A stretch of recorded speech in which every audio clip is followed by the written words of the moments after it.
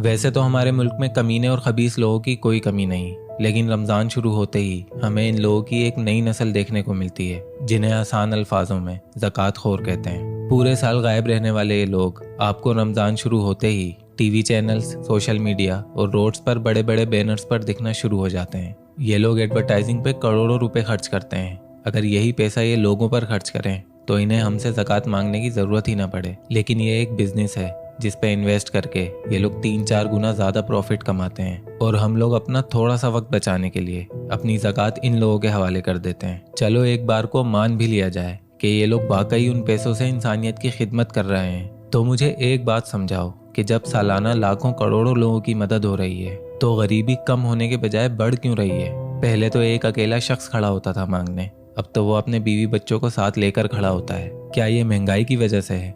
नहीं, इतनी तेजी से महंगाई नहीं बढ़ रही जितनी तेजी से लोगों के ज़मीर मर रहे हैं, जिनमें सबसे बड़ा रोल इन तंजीमों का है जिन्होंने ज़मीर मार दिया लोगों का। और मरा हुआ ज़मीर लेकर जब लोग कत्ल, डकैतियां और रेप करते फिर रहे होते हैं तो यही तंजीमें सिंपैथी लेने के लिए सीना पीटते हुए एम्बुलेंसेस लेकर सबसे पहले पहुंच रही होती हैं। और ये जो बड़े फखर से कह रहे होते हैं 10 लाख खानदानों की मदद, 20 लाख अफराद का दस्तरखान, कोई इंतहाई जाहिल ही होगा जो इन बातों को सुनकर फखर महसूस करेगा।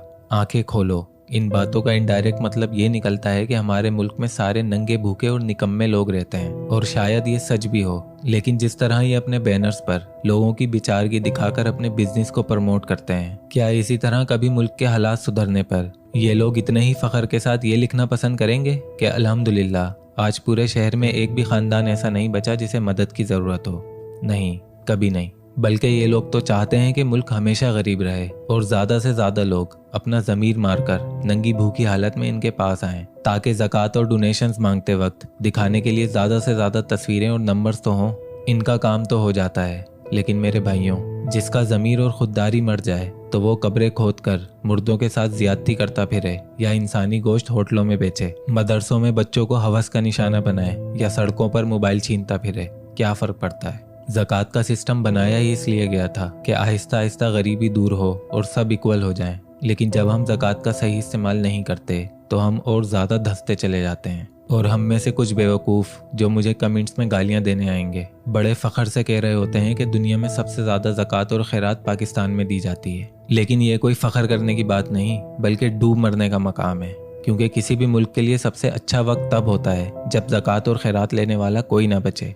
आप किसी यूरोपियन कंट्री में तो रहते नहीं हैं कि आपको ज़कात इन तंजीमों को देना पड़े। घर से बाहर निकलें, आपको गरीब ही गरीब दिखाई देंगे। अपनी ज़कात अपने हाथ से किसी खुददार इंसान को इस नियत से दें कि अगले साल ये बंदा ज़कात लेने के बजाय ज़कात दे रहा हो, और बाकी के 11 महीने अपने से छोटे तबके का खून कम चूसें, तो शायद अगले साल उन्हें ज़कात लेने की ज़रूरत ही ना पड़े। और वो लोग जिन्हें इन तंजीमों की वजह से मांग कर या छीन कर खाने की आदत पड़ चुकी है, उनको मैं एक ही बात कहूँगा कि जिल्लत से मिले खाने से बेहतर इज्जत की मौत है। अगर तुम माशरे को कोई फ़ायदा नहीं पहुंचा रहे तो तुम इस दुनिया पे एक बोझ के अलावा और कुछ भी नहीं।